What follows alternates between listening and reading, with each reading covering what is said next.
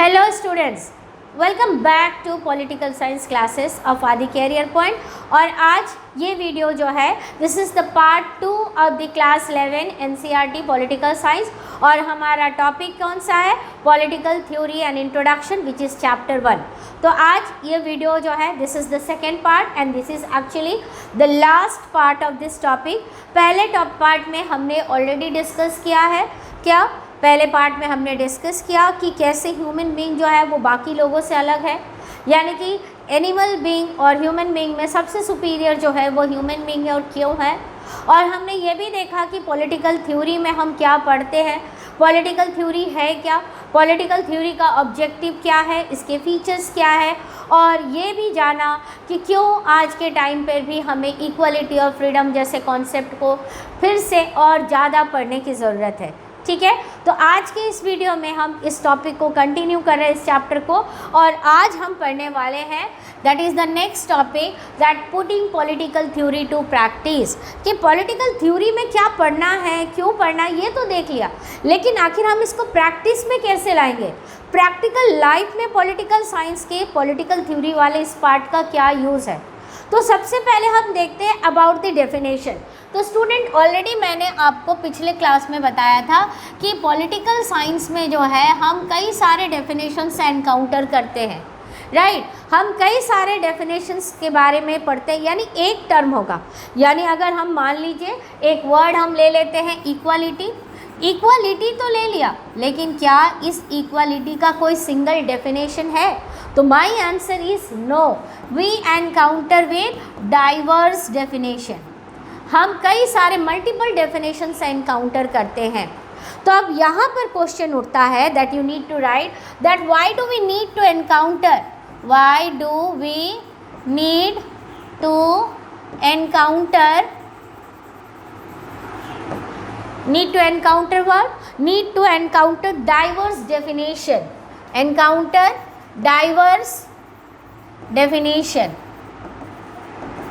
of single concept, of single concept।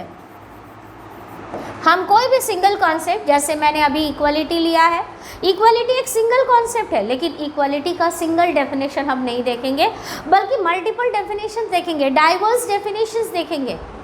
तो आखिर ऐसा क्यों है कि हम इक्वलिटी या फिर फ्रीडम या डेमोक्रेसी जब कॉन्सेप्ट को पढ़ते हैं तब डाइवर्स डेफिनेशन देखते हैं? क्यों ये जो है आपके मैथ्स और साइंस के जैसा क्यों नहीं है? So unlike in mathematics where there can be one definition of a triangle और स्क्वायर। तो ऑलरेडी मैंने बताया है कि मैथमेटिक्स में एक ट्राइंगल का एक ही डेफिनेशन होगा, या अगर आप स्क्वायर पढ़ेंगे तो आपको अगर कोई बोलेगा स्क्वायर तो ये शेप आपके माइंड पर आएगा, अगर रेक्टेंगल बोले तो आपके माइंड पे ये शेप डायरेक्ट आता है।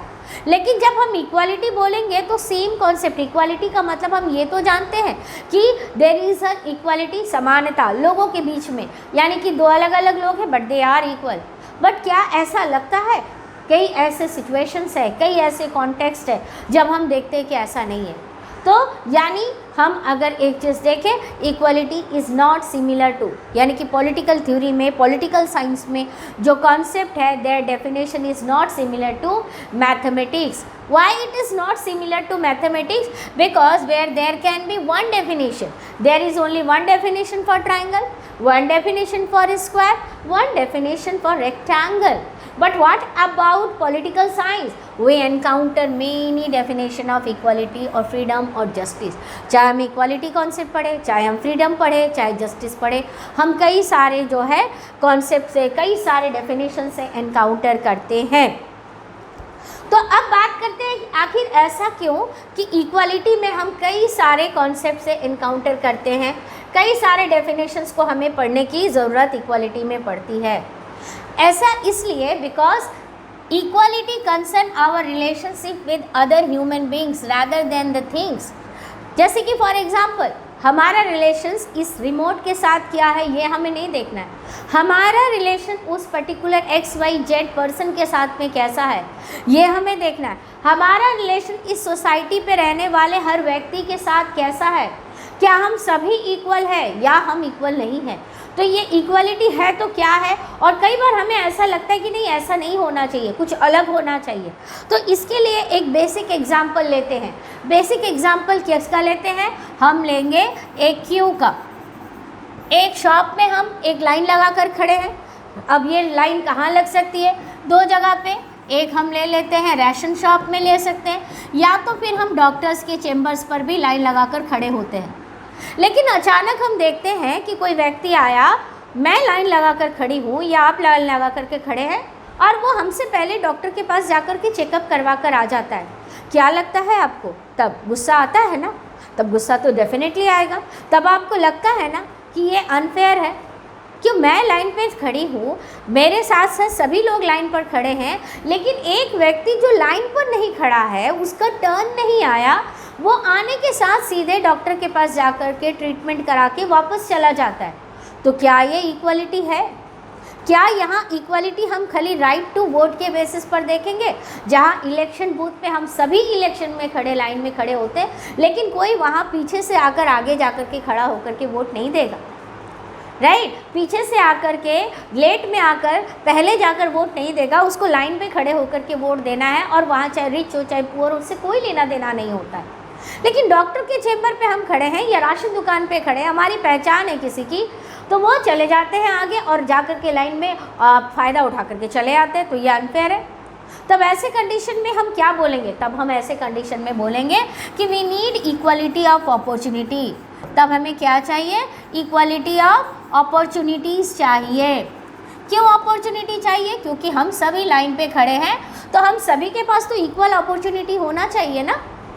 और अगर नहीं है, कोई हमारे साथ लाइन पे नहीं खड़ा है और लेकिन उसको पहले मिल जाता है डॉक्टर के पास जाकर के चेकअप करने का परमिशन, तो ये तो अनफेयर हुआ। This is not equality of opportunity. वहीं अगर हम एक और एग्जाम्पल लेते हैं, that is the separate counter for the old and disabled. अब हम देखते हैं कि जो बूढ़े व्यक्ति हैं, जो सीनियर सिटीजन है, उनके लिए आप अगर रेलवे स्टेशन में टिकट काउंटर में उनके लिए एक सेपरेट जो होता है क्यू बनाने का ऑप्शन होता है, उनके लिए सेपरेट काउंटर होता है। तब ऐसे कंडीशन में क्या हम यहाँ पर इक्वालिटी ऑफ अपॉर्चुनिटी की बात करेंगे क्या? तो ऑब्वियसली हम में से कोई ऐसा नहीं कहेगा। क्यों ऐसा नहीं कहेगा?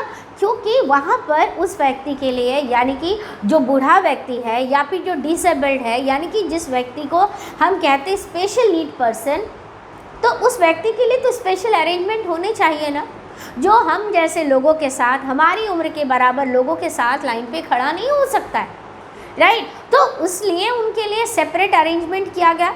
तो ऐसे कंडीशन में हम बोलेंगे कि यहाँ तो इक्वालिटी नहीं है, लेकिन आप एग्री करोगे कि yes this arrangement is our need, क्योंकि एक 70 साल का बुजुर्ग व्यक्ति, एक डिसेबल्ड व्यक्ति जो चल नहीं सकता है प्रॉपर हमारे तरीके से, जिसके ऑर्गन्स, बॉडी पार्ट्स हमारे जैसे काम नहीं करते हैं, तो ऐसे कंडीशन में ऑब्वियसली उनके लिए एक स्पेशल अरेंजमेंट होना ज़रूरी है, और ये उस समय हमारे लिए सही है। और अगर हम जब स्पेशल अरेंजमेंट करते हैं, तब हम ये मानते हैं कि इक्वल लोगों का इक्वल लोगों के साथ में कंपटीशन है, यानी बूढ़े लोग बूढ़े लोगों के साथ में, सीनियर सिटीजन्स के साथ में लाइन पे खड़े होंगे, तब ये लाजमी होगा। लेकिन अगर वो यंग जनरेशन के साथ में धूप में घंटों खड़े रहेंगे, क्या हम एग्री करेंगे? तब वो सही नहीं होता, तब हमें स्पेशल अरेंजमेंट की ज़रूरत होती है। ठीक है, तो ये एक एग्जाम्पल था जहाँ पर हमने देखा कि इक्वालिटी के दो मीनिंग। अब यहाँ पर इक्वालिटी की दो अंडरस्टैंडिंग है, एक्चुअली नॉट मीनिंग। एक जगह हमने देखा कि हम लाइन पे खड़े हैं और हमसे पीछे कोई आकर के, जो हमारे लाइन पे नहीं है, वो पीछे से आकर के डॉक्टर के चेम्बर से दवा लेकर चला गया, राशन दुकान से राशन लेकर चला गया, जो कि गलत है। ऐसा होना नहीं चाहिए, क्योंकि इक्वालिटी ऑफ अपॉर्चुनिटी होनी चाहिए। लेकिन अगर वहीं उसी डॉक्टर के चेम्बर पे या फिर उसी माने जहाँ पर आप रेलवे टिकट लेने के लिए गए हैं, वहाँ पर अगर स्पेशल अरेंजमेंट है किसी सीनियर सिटीजन के लिए, डिसेबल्ड व्यक्ति के लिए, तब हम ये बोलते हैं करेक्ट है। यानी कि दो अलग सिचुएशन, इक्वालिटी के मीनिंग दोनों जगह पे बदल गए। अब चलते हैं अगले एग्जाम्पल पे। अब अगले एग्जाम्पल में that some people do not have what, कुछ ऐसे भी लोग हैं हमारे इस धरती पे, इस कंट्री पे, जिनके पास में आपके पास बेसिक नीड्स नहीं होते। Some people do not have basic needs. तो कुछ ऐसे लोग हैं जिनके पास में बेसिक नीड्स नहीं है। अब जब बेसिक नीड्स नहीं है तो अब वो डॉक्टर के पास, यानी कि अगर वो प्राइवेट डॉक्टर के पास ट्रीटमेंट कराना चाहता है अपने फीवर का, तो क्या करवा पाएगा? नहीं करवा पाएगा। तो अब ऐसे कंडीशन में हम क्या सोचेंगे कि गवर्नमेंट उनके लिए कुछ अलग करे ताकि वो भी अपने लाइफ को एक प्रॉपर स्टेबल पोजीशन पर ले जा पाए। तब ऐसे में उनके लिए भी इक्वालिटी का मतलब बदल गया। यहाँ से इक्वालिटी का अलग अलग डाइवर्स डेफिनेशन से हम एनकाउंटर कर रहे हैं, यानी सिचुएशन बदलता है, चीज़ें बदलती हैं, हमारे देखने का नज़रिया और सोचने का नज़रिया दोनों बदलने लगता है। अब चलते हैं नेक्स्ट एग्जाम्पल में, that is there are many children who can not go to school because they have to work to feed themselves. कई ऐसे बच्चे हैं जो स्कूल नहीं जा पाते हैं। क्यों नहीं जा पाते हैं? क्योंकि उनको अपना खुद का गुजर बसर करना पड़ता है, क्योंकि उनके जो फैमिली, उनके माँ पिताजी या तो वो इस दुनिया में नहीं हैं या तो बहुत गरीब है, वो सभी उस फैमिली में काम करने के लिए जाते हैं। तो ऐसे कंडीशन में खुद के सर्वाइवल के लिए उस बच्चे को खुद को कमाना पड़ता है। और ख़ास करके ये कंडीशन किसका होता है? गर्ल चाइल्ड का होता है। ज़्यादा से ज़्यादा जो लड़कियां होती हैं अपने यंगर सिबलिंग्स को देखने के लिए, अपने छोटे छोटे भाई बहन को देखने के लिए लड़कियों को स्कूल ड्रॉप आउट करना पड़ता है। Even though the Indian constitution guaranteed right to primary education for all, right 6 to 14 years तक के एज के बच्चे के लिए राइट टू प्राइमरी एजुकेशन है, और साथ ही साथ मिड डे मील का स्कीम भी अवेलेबल है। मिड डे मील का स्कीम भी अब जो है आपके पास में अवेलेबल है। तो खैर, जब right to primary education for all compulsory किया गया, उसके बाद उसके साथ साथ मिड डे मील स्कीम लाया गया, जिसकी वजह से हमने ये देखा कि हाँ ड्रॉप आउट कम हुए, लेकिन फिर भी कई केसेस में ऐसे हैं, कुछ जगहों पे ऐसे हैं जहाँ पर अब भी बच्चे स्कूल नहीं जा रहे हैं, या फिर जा रहे हैं तो केवल वो मिड डे मील स्कीम के थ्रू जो उनको दिन का खाना मिलता है उस खाने से पेट भरने के लिए जा रहे हैं। तब ऐसे कंडीशन में हम ये भी सोचते हैं कि गवर्नमेंट को अभी भी कुछ एक्स्ट्रा काम करने की ज़रूरत है, एक्स्ट्रा अपने पॉलिसी को प्रॉपर तरीके से इम्प्लीमेंटेशन करने की ज़रूरत है। तो यहाँ पर फिर इक्वालिटी का डेफिनेशन हम अलग देख रहे हैं, एक अलग तरीके से सोच रहे हैं, ठीक है। तो इस वजह से जो है अगर हम बात करें कि इक्वालिटी या फिर किसी भी कॉन्सेप्ट का, चाहे फ्रीडम हो, चाहे इक्वालिटी हो, चाहे जस्टिस जैसे कॉन्सेप्ट हो, उन सब के मीनिंग जो है ना वो डिपेंड होते हैं ऑन द कॉन्टेक्स्ट, ठीक है, वो डिपेंड होते हैं ऑन द कॉन्टेक्स्ट। अगर हम इक्वालिटी के डाइवर्स डेफिनेशन के बारे में बात करते हैं तो हमने स्टार्ट किन के साथ में किया था? हमने स्टार्ट किया था डॉक्टर के चेम्बर से, जहाँ पर हमने एक अलग देखा। उसके साथ साथ हमने देखा कि एट ए टाइम सिचुएशन बदल गए, जब हमने देखा कि जो सीनियर सिटीजन है उनके लिए जो है एक सेपरेट अरेंजमेंट है, तो वो जस्टिफाइड है, वो जस्ट है, और वो इक्वालिटी के पार्ट में जाकर के खड़ा होता है कि हमारा कंपटीशन हमारे इक्वल लोगों के साथ में, ना कि उनके साथ जिनके पास में प्रॉपर फैसिलिटीज़ अवेलेबल नहीं हैं, ठीक है। तो इसलिए ऐसे कंडीशन में हम ये देखते हैं कि समय के साथ, सिचुएशन के साथ जो है इक्वालिटी, फ्रीडम, जस्टिस, सेकुलरिज्म जैसे ना जाने कितने कॉन्सेप्ट जो है जिनके मीनिंग जो है अलग अलग बदलते चले जाते हैं। इसलिए हम पॉलिटिकल साइंस में सिंगल डेफिनेशन नहीं पढ़ते हैं, बल्कि कई सारे डेफिनेशंस को हम पढ़ते हैं, जो कि आगे के चैप्टर में जब हम इन टॉपिक्स को पढ़ेंगे अलग अलग कॉन्टेक्स्ट में अलग अलग तरीके से इन डेफिनेशंस को हम पढ़ने वाले हैं। ओके, तो आई होप कि ये पार्ट आपका क्लियर हुआ होगा। अब चलते हैं नेक्स्ट पार्ट में, that why should we study political theory. तो अब हम देखेंगे कि आखिर हमें पॉलिटिकल थ्योरी पढ़ने की ज़रूरत क्यों है। So before going to discuss in detail about कि हमें पॉलिटिकल थ्योरी पढ़ने की ज़रूरत क्यों है, सबसे पहले मेरा क्वेश्चन आपसे एक क्वेश्चन है कि आप फ्यूचर में क्या बनना चाहते हो? आप सभी के गोल क्या है, फ्यूचर गोल्स क्या है? आप कौन सा कैरियर चूज़ करना चाहते हो? अगर हम कैरियर्स की बात करें तो कई सारे ऐसे बच्चे हैं जो बोलेंगे कि मैम हम हो सकता है लॉयर बने, तो कुछ बच्चे जो है लॉयर से आगे की सोचेंगे हम जज बने, कुछ सोचेंगे हम पॉलिटिकल एक्टिविस्ट बने, तो कुछ सोचेंगे कि हम जर्नलिस्ट बने, कुछ बोलेंगे हम IAS या IPS ऑफिसर्स बनना चाहते हैं, यानी हम सिविल सर्वेंट्स बनना चाहते हैं। तो अब ऐसे कंडीशन में ये जो अलग अलग डाइवर्स बैकग्राउंड को हम चूज़ करते हैं, तो क्या लगता है इन डाइवर्स बैकग्राउंड में हमें डिफरेंट सिचुएशन को फेस नहीं करना है, हमें डिफरेंट सिचुएशन को फेस करना है। तो यानी हम ये जितने भी ग्रुप में जाना चाहते हैं, अलग अलग फील्ड में जाना चाहते हैं, उन सारे फील्ड में पॉलिटिकल थ्योरी जो है वो बहुत ही रेलिवेंट है। So political theory is relevant for all the target groups. अब ये टारगेट ग्रुप्स कौन से हैं? For example, if you want to become a lawyer, then also we need to study political theory. If you want to become a judge, then also if you want to become an activist, तो भी हमको political theory पढ़ने की ज़रूरत है। अगर हम एक जर्नलिस्ट बनना चाहते हैं और चाहते हैं कि जो करप्ट लोग हैं उनका चेहरा जनता के सामने ले करके आए और उनको पनिशमेंट मिले और हमारी सोसाइटी करप्शन फ्री बने, तो ऐसे कंडीशन में भी हमें पॉलिटिकल थ्योरी जानने की ज़रूरत है। तो पॉलिटिकल थ्योरी ऐसे हर ग्रुप के लिए बहुत इम्पॉर्टेंट है। So as a high school student, we may choose one of the above profession in the future, and so indirectly political theory हम में से हर व्यक्ति के लिए इम्पॉर्टेंट हो जाता है। एंड नॉट ओनली कि खाली ह्यूमैनिटीज़ बैकग्राउंड के बच्चों के लिए, बल्कि हर जगह हर फील्ड में। हम तो सोसाइटी में ही रहेंगे ना, हम सोसाइटी से बाहर निकल करके कुछ नहीं है। हम इस सोसाइटी पे साइंटिस्ट हैं, हम इस सोसाइटी पे पॉलिटिकल एक्टिविस्ट हैं, हम इस सोसाइटी पे होम मेकर हैं, हम इस सोसाइटी पे टूरिस्ट गाइड हैं, हम इस सोसाइटी पे ही है। तो जब हम इस सोसाइटी से जुड़े हैं और इस सोसाइटी पे होने वाले प्रॉब्लम्स को समझने के लिए हमें पॉलिटिकल थ्योरी को पढ़ना और समझना बहुत ही ज़्यादा ज़रूरी है। तो पहला पॉइंट क्या है? Why do we need to study political theory? Because it is relevant for everyone. Okay, now why it is relevant? Second point, what is another reason? So another reason is what? To act responsibly, to act responsibly, कि अगर हमें responsibly act करना है तो भी political theory पढ़ने की ज़रूरत है। फॉर एग्ज़ाम्पल, हम सब कितने उम्र के होने जाएंगे? अगर आपकी उम्र 18 साल की होगी 2 साल के बाद या 1 साल के बाद, तो आपको कौन सा राइट मिलेगा? You will get right to vote, right?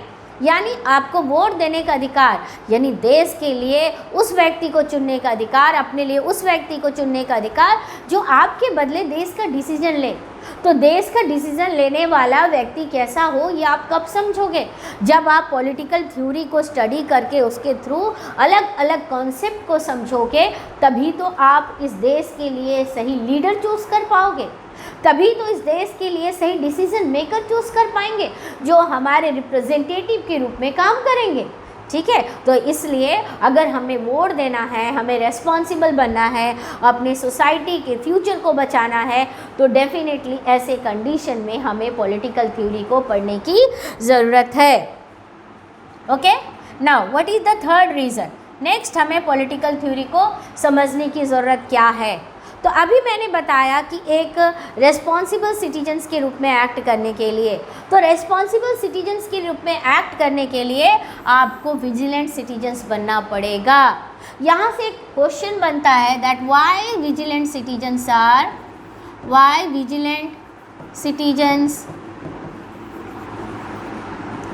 Are important for democracy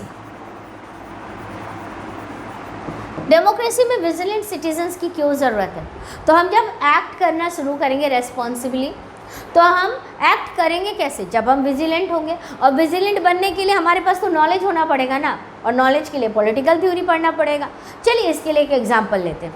जैसे कि मान लीजिए कि हम लोग एक म्यूज़िक कॉन्सर्ट में गए। अब म्यूज़िक कॉन्सर्ट में गए, अगर लोग धूम धड़ाके, आजकल तो वही चलता है, तो वो गाना अगर लोग गा लेते हैं तो लोग बहुत खिलखिला कर। मान लीजिए एक क्लासिकल कॉन्सर्ट में गए, और क्लासिकल कॉन्सर्ट में बैठ करके सामने जो है कोई जब अगर गा रहा है, इवन क्लासिकल क्या, किसी भी म्यूज़िक कॉन्सर्ट में अगर हमें म्यूज़िक का नॉलेज है तो हम समझ सकते हैं कि ये जो सुर वो दे रहा है वो सही है कि गलत है, ये जो म्यूज़िक जो बज रही है उसका टेम्पो सही है कि गलत है ना। और जब हम इसे समझेंगे तभी तो हमें समझ में आएगा कि क्या है म्यूज़िक। और एक साधारण व्यक्ति जिसको म्यूज़िक का नॉलेज नहीं है वो चला गया म्यूज़िक कंसर्ट में, जो भी बज रहा है जैसा भी बज रहा है वो सुन रहा है, लेकिन कई बार जो है अगर कुछ ख़राब होता है तो वो हर किसी के कानों में पड़ने लगता है। तो एक नॉलेजेबल व्यक्ति पहले जो है गलती को पहचान जाता है, और एक जो नॉन नॉलेजेबल पर्सन होता है जिसको म्यूज़िक का नॉलेज नहीं है वो नहीं समझ पाएगा कि आखिर सिंगर ने गलती कहाँ की। लेकिन जिसको पता होता है वो सिंगर की गलती को समझ जाता है, और जब वो उसकी गलती के अकॉर्डिंग एक्ट करता है तो सिंगर भी विजिलेंट बन जाएगा कि उसको पता है अरे भाई यहाँ जनता में ऐरू गैरू नहीं है, जो भी व्यक्ति बैठे हुए हैं उनको म्यूज़िक का नॉलेज है, तो भाई मुझे इस जब पब्लिक में तो अच्छे से परफॉर्म करना है, सही तरीके से परफॉर्म करना है, सुर तय सुर लय सबको हमको एक समझ करके सही तरीके से प्रॉपर तरीके से एक्ट करना है, नहीं तो फिर हमें पिटाई पड़ने वाली। ठीक इस तरह से जब एक देश चलता है, देश में हमारे रिप्रेजेंटेटिव डिसीजंस लेते हैं, और जब उनको पता है कि हमारी जनता इतनी बुद्धू नहीं है, अब हमारी जनता पढ़ने लिखने लगी है, अब हमारी जनता समझने लग गई है, ये पुराना इंडिपेंडेंस के आगे की जनता नहीं है जिनको कई चीज़ों के बारे में पता नहीं था, ये वो आज की जनता है जिनको पता है, ये पॉलिटिकली बायस नहीं होंगे, ये किसी के भड़काने पर भड़क कर नहीं जाएंगे बल्कि समझ कर के जाएंगे। तो ऐसे कंडीशन में क्या लगता है हमारे रिप्रेजेंटेटिव जिनको हमने गवर्नमेंट बनाने का अधिकार दिया, क्या वो ऐसा कोई भी काम करेंगे जो हम पब्लिक के लिए सही ना हो?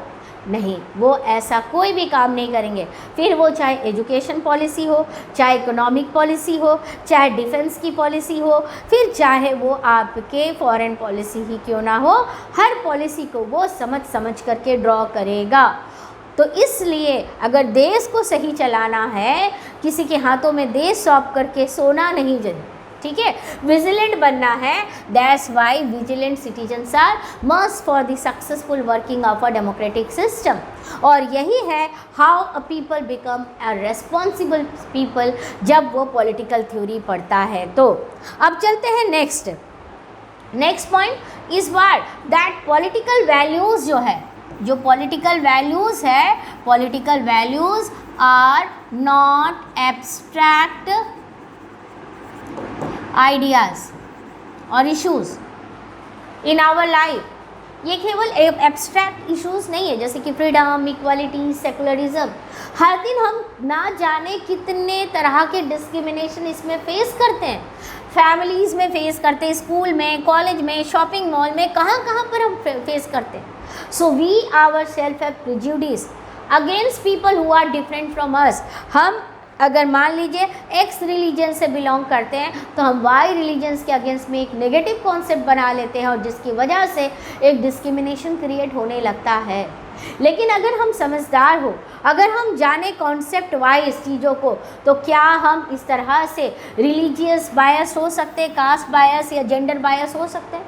नहीं हो सकते। तो ऐसे ही डिस्क्रिमिनेशन को दूर करने के लिए हमें पॉलिटिकल थ्योरी पढ़ने की ज़रूरत है। Okay, so that's why political values जो है वो एब्स्ट्रैक्ट आइडियाज़ नहीं है। हर दिन ना जाने हम कितने तरह के डिस्क्रिमिनेशंस को हर जगह पे फेस करते हैं। तो ऐसे डिस्क्रिमिनेशन से अपने आप को निकालने के लिए हमें किस चीज़ को पढ़ने की ज़रूरत है? हमें पॉलिटिकल थ्योरी पढ़ने की ज़रूरत है, ताकि हम अपने आइडियाज़ को क्लैरिफाई कर पाए, अपने थॉट्स को क्लैरिफाई कर पाए, और अपने प्रॉपर तरीके से फीलिंग्स को बोल पाए। ठीक है, तो नेक्स्ट पॉइंट आता है, जब हम ये स्टडी कर चुके होते हैं, जब हमें ये समझ में आता है, तो नेक्स्ट हमारा थिंकिंग क्या होता है? To systematically thinking. This is the next point that is for systematic thinking. तो सिस्टमेटिकली कब थिंक करेंगे? जब हमारे पास नॉलेज होगा तब ना। जब हमारे पास नॉलेज ही नहीं है पर्टिकुलर इवेंट से रिलेटेड, हम सिस्टमेटिकली कभी भी थिंक नहीं कर सकते हैं। तो आप इसके लिए एक एग्जांपल लेते हैं, जैसे कि आप स्टूडेंट के रूप में आप डिबेट में जाओगे, आप एलोकेशन में जाओगे, आप डिबेट में गए, आपको टॉपिक मिला वुमेन एम्पावरमेंट का, तो एक हाँ में है और एक ना में कि यस वुमेन एम्पावरमेंट हो गया, दूसरा बोलता है नहीं हुआ। तो जो हाँ में है उसको प्रॉपर सिस्टमेटिकली पूरे डेटा देने पड़ेंगे जिससे वो प्रूव करे अपने पॉइंट को, अपने आर्गूमेंट को, yes there is a women empowerment. But on the other hand, the person who is against, who is saying in no there is no 100% women empowerment, उसको ऐसे डेटास देने पड़ेंगे प्रूफ करने के लिए अपनी बातों को, अपने तर्क को, अपने आर्गूमेंट को, जिससे वो ये प्रूफ कर पाए there is no women empowerment. Still we need to achieve a lot. आज भी हमें बहुत कुछ अचीव करना बाकी है। तो ये कब कर पाओगे आप? जब हम सिस्टमेटिकली थिंक करेंगे, और सिस्टमेटिकली थिंक करने के लिए डेफिनेटली हमारी सोसाइटी से रिलेटेड जो बायसनेस है उसको दूर करने के लिए हमें इन सारे कॉन्सेप्ट को पढ़ने की ज़रूरत है, पॉलिटिकल थ्योरी को पढ़ने की ज़रूरत है, और इसलिए पॉलिटिकल थ्योरी पढ़ना ज़रूरी है। तो एक बार रिकैपिचुलेट करें that why do we need to study political theory, because the study of political theory is relevant for all, relevant for all, ये सभी के लिए ज़रूरी है। सेकंड, किस लिए हमें इसको पढ़ने की ज़रूरत है? ताकि हम एक्ट कर पाए। कैसे एक्ट कर पाए? रेस्पॉन्सिबली एक्ट कर पाए, ठीक है, एकदम रेस्पॉन्सिबली हम एक्ट कर पाए। नेक्स्ट किस लिए ज़रूरत है? That political values are not abstract, are not abstract issues, ये एब्स्ट्रैक्ट इश्यूज़ नहीं है। कई बार जो है हम बहुत सारे प्रॉब्लम्स को एनकाउंटर करते हैं। और फोर्थ किस लिए चाहिए? टू सिस्टमेटिकली थिंक, ताकि हम सिस्टमेटिकली इसे समझ पाए, सोच पाए और लोगों के सामने अपनी बातों को रख पाए, ठीक है। तो ये था आपका पूरा पॉलिटिकल थ्योरी का टॉपिक। तो आई होप कि अब आपको समझ में आ गया होगा कि पॉलिटिकल थ्योरी में एक्चुअली हम क्या पढ़ने वाले हैं, इस बुक में हम क्या पढ़ने वाले हैं। आगे जाकर हम अलग अलग कॉन्सेप्ट पढ़ेंगे, लिबर्टी के बारे में पूरा डिटेल में पढ़ेंगे, इक्वालिटी के बारे में, जस्टिस के बारे में, ताकि हमें ये समझ में आए कि एक्चुअली क्या है। अब तक हम बस इन सब का फ्रीडम अगर बच्चों से पूछो तो इंडिपेंडेंस बोलेंगे, इंडिपेंडेंस पूछो तो हिंदी में आज़ादी बोलेंगे या स्वाधीनता बोलेंगे। लेकिन स्वाधीनता क्या है, आज़ादी क्या है, ये भी तो जानना ज़रूरी है कि आखिर इन वर्ड्स के डेफिनेशंस क्या है और अलग अलग सिचुएशन में ये कैसे एनकाउंटर करते हैं, ये जानना ज़रूरी है। तो आई होप कि इस वीडियो में आपको पॉलिटिकल थ्योरी की टॉपिक पूरी तरह से क्लियर हो गई होंगी। तो अपना नोट्स ज़रूर से कंप्लीट कीजिएगा। Thank you for watching this video.